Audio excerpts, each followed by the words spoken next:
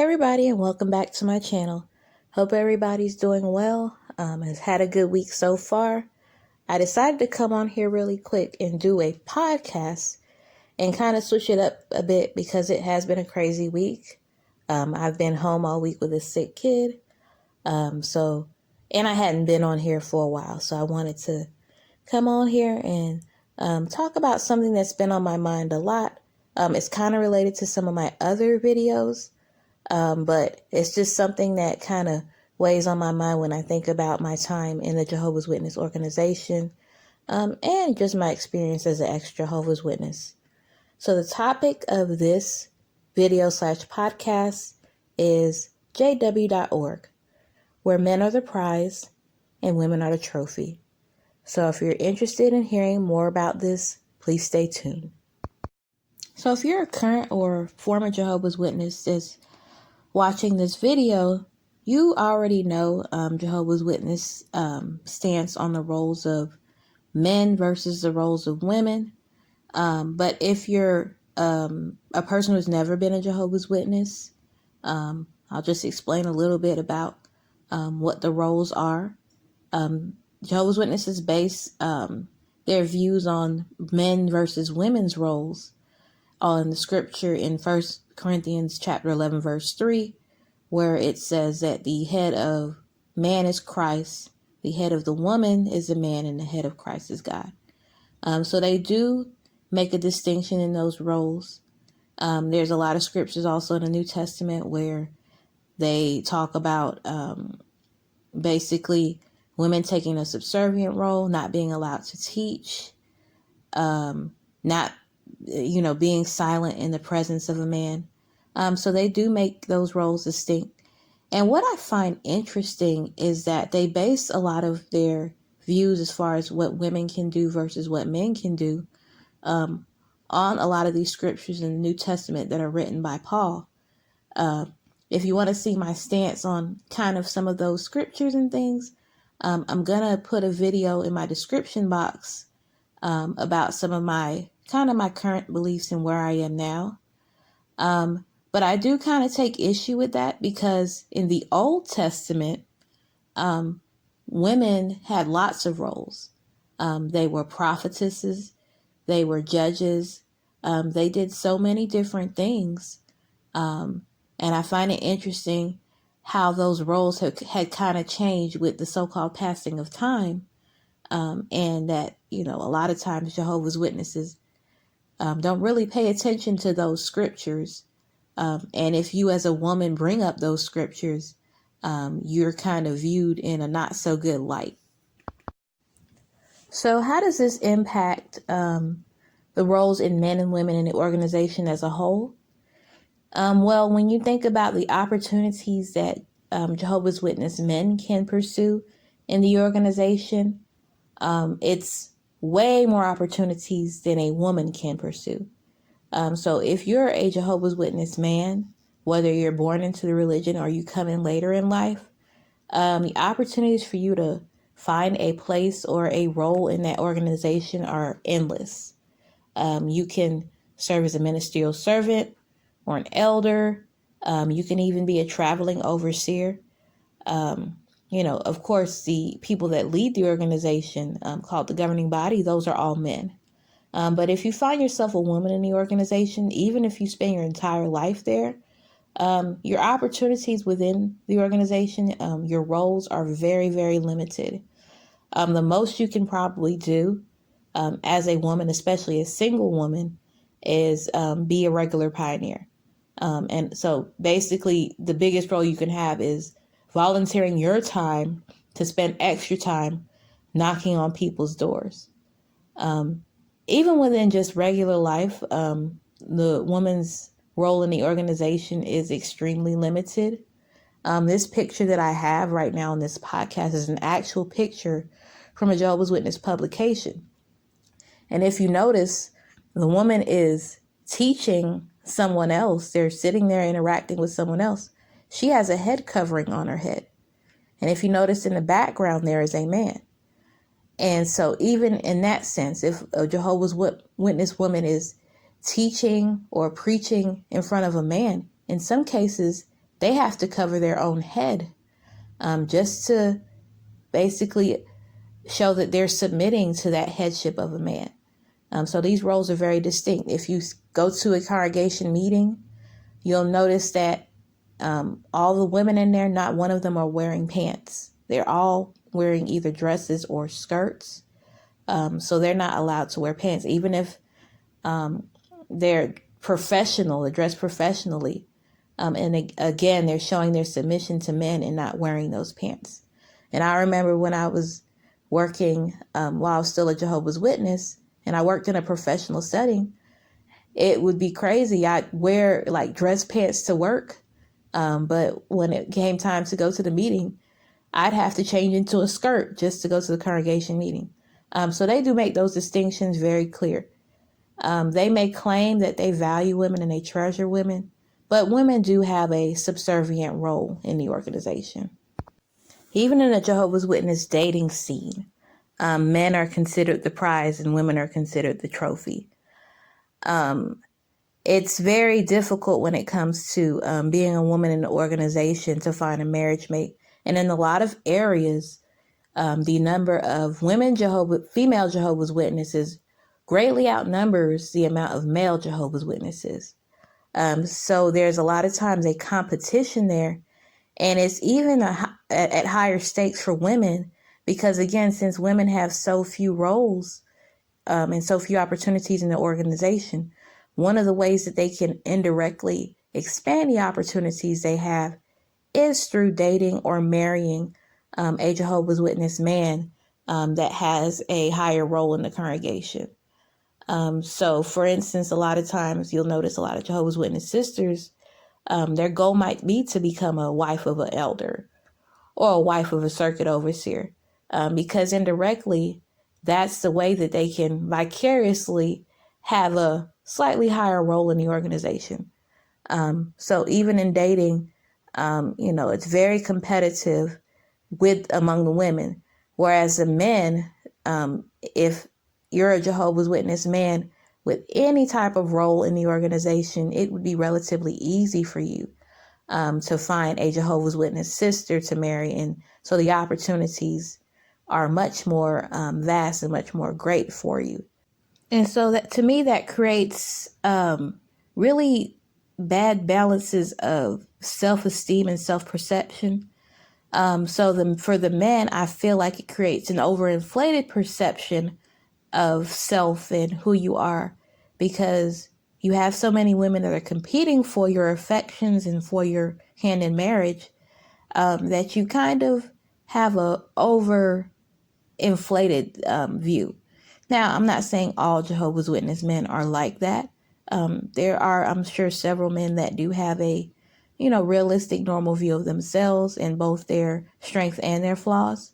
But it does create an opportunity to have an overinflated view for yourselves. On the flip side, Jehovah's Witness women, because they are made to compete, and despite whatever talents that they may have, and I, in my experience, I interacted with a lot of Jehovah's Witness women that were talented, beautiful people, and those talents were kind of ignored because of the subservient role that they automatically had in the organization.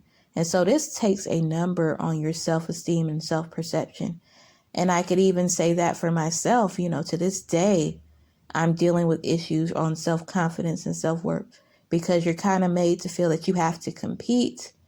You have to basically set yourself to these unrealistic expectations in order to be considered a suitable Christian woman or wife. And another thing I noticed, that when it does come to Jehovah's Witness dating, when it comes to men versus women, I feel like men have more of a control as far as who they decide to date and how they approach getting to know that person to date. Whereas women, I feel like they have less of an input on the matter. And so this brings me to kind of a story time of a personal experience I had when it came to that situation. So I did talk about my experience with dating within the organization and some lessons I learned.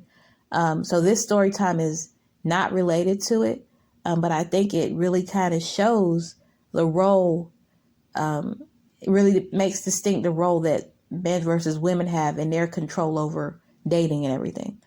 At this point, I'm about, I guess, 22 years old. All my friends are either dating, engaged, getting ready to get married.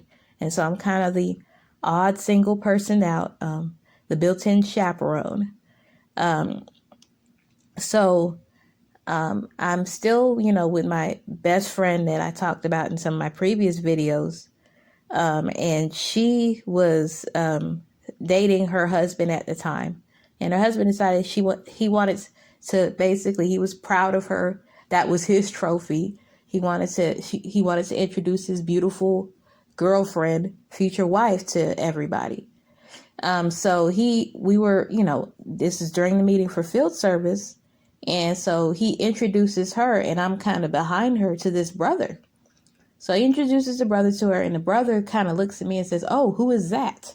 And I could kind of tell from his tone that he was kind of interested in me and everything. But at this point, he was not baptized. I think he was about to get baptized. So of course, if you're not a baptized Jehovah's Witness man, those roles don't necessarily apply to you because you haven't taken the commitment to devote yourself to the organization. But he was about to get baptized. So fast forward about a month later, I'm at the convention. We have our conventions in like this sort of civic center that's circular. So you walk around in the lobby, you can make a perfect circle. So I run into this brother again, say hello or whatever. And as I'm walking, I think I was walking with my sister, I kept running into the brother, which is something that's normal because if you're walking in a circle, you're going to run into the same people. But I guess he used that as the opportunity to kind of talk to me again. And so he's like, "Oh, yeah, we keep bumping into each other. This must mean something."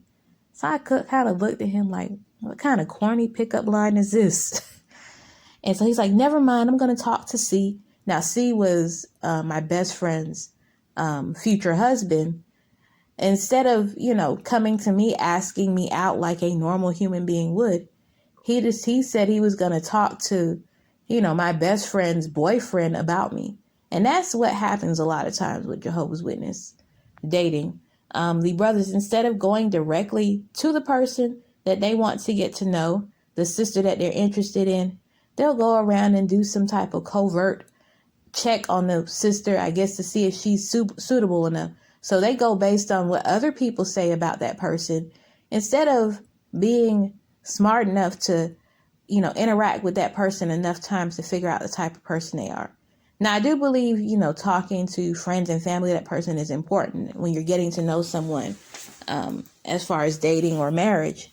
But, kind of going around the little covert ways, instead of talking to the woman directly, he felt talking to another brother who didn't even know me that well would be more suitable.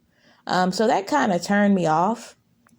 And, I didn't really at that point want to get to know him at the time. And I remember telling my friend, "Look, if this brother asks for me, tell him I'm not interested."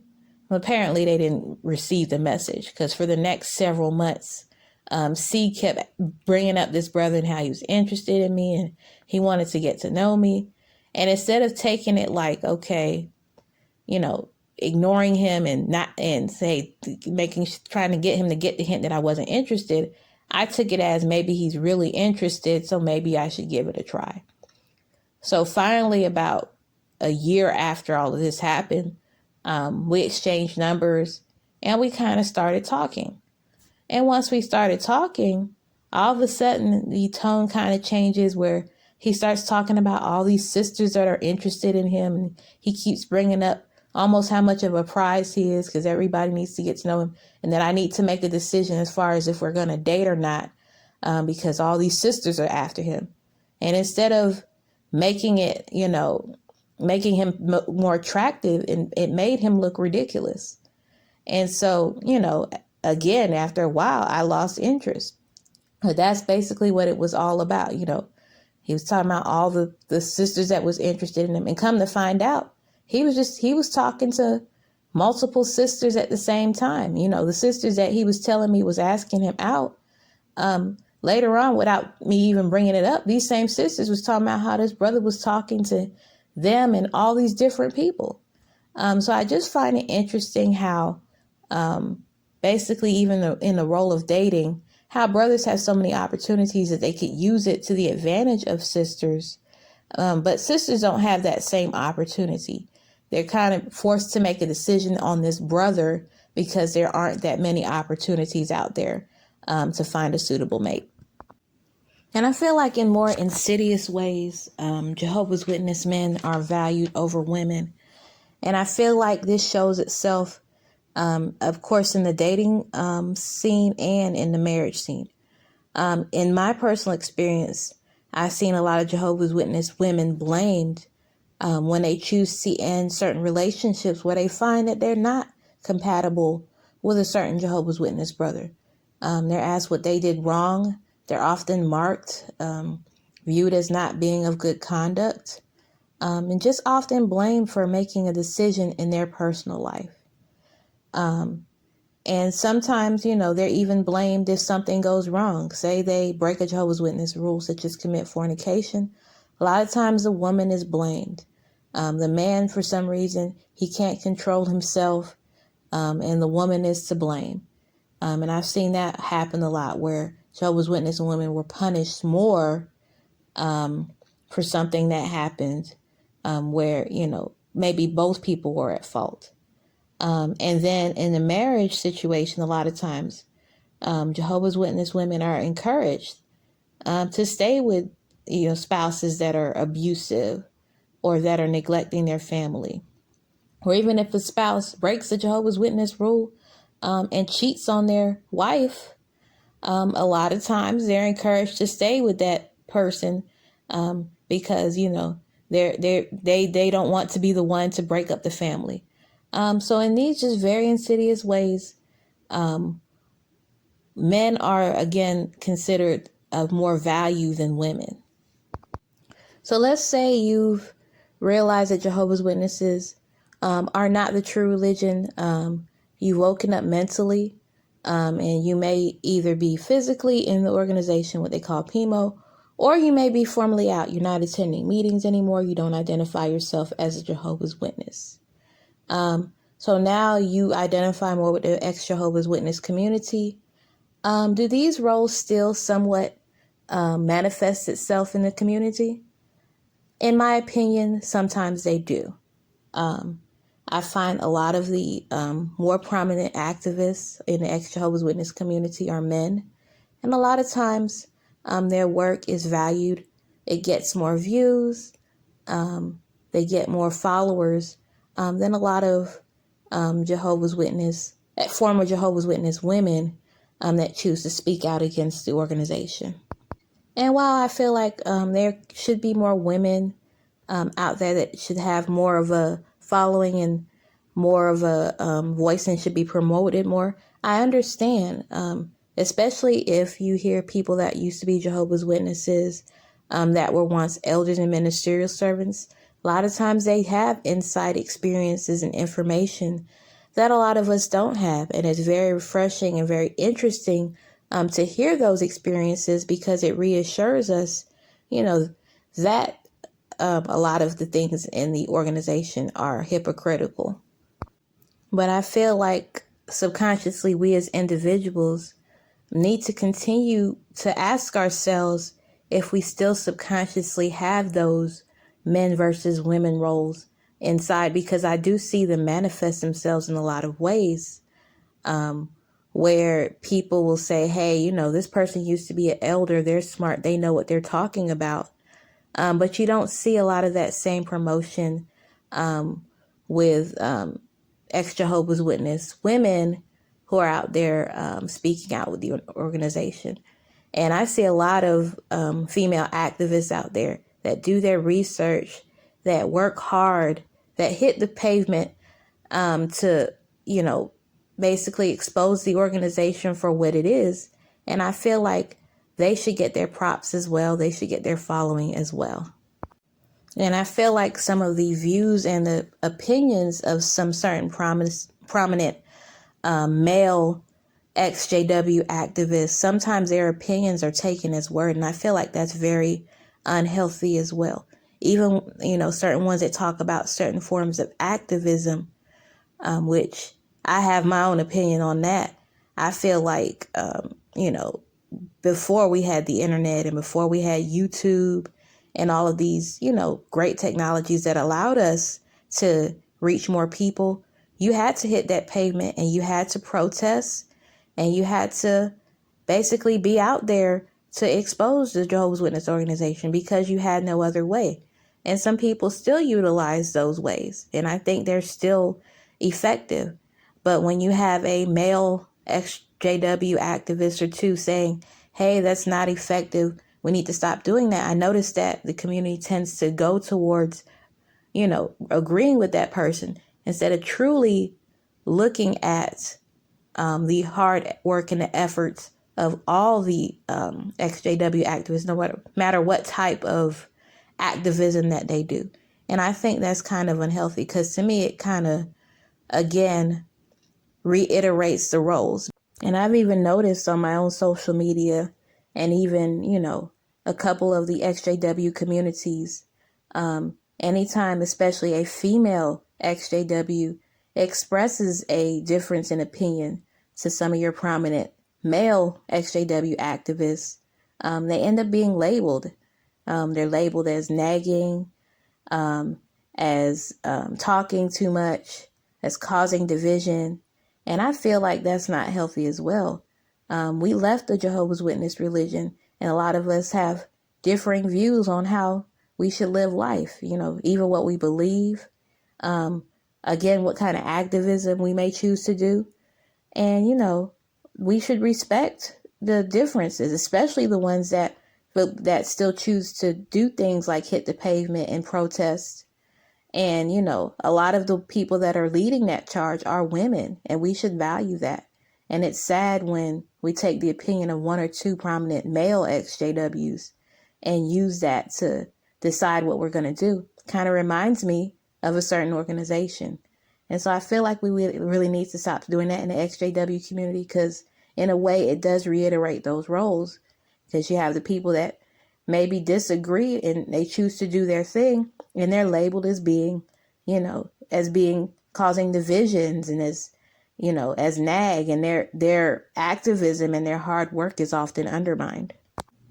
So those are my thoughts for today and how I feel, especially about our empowering Ex-JW female activists that are out there that are going hard and may not get the recognition that they deserve, but they're not in it for the recognition. They're in it to expose the Watchtower organization for what it is. And so you may agree or disagree with what I have to say, but they are my views. If you don't like it, it is what it is. So again, I hope everyone's doing well. I have included, again, a lot of Ex-JW activists, a lot of them women, in the description box. So please continue to check them out. Please continue to like, comment, and subscribe. Hope everyone has a wonderful weekend. Much love.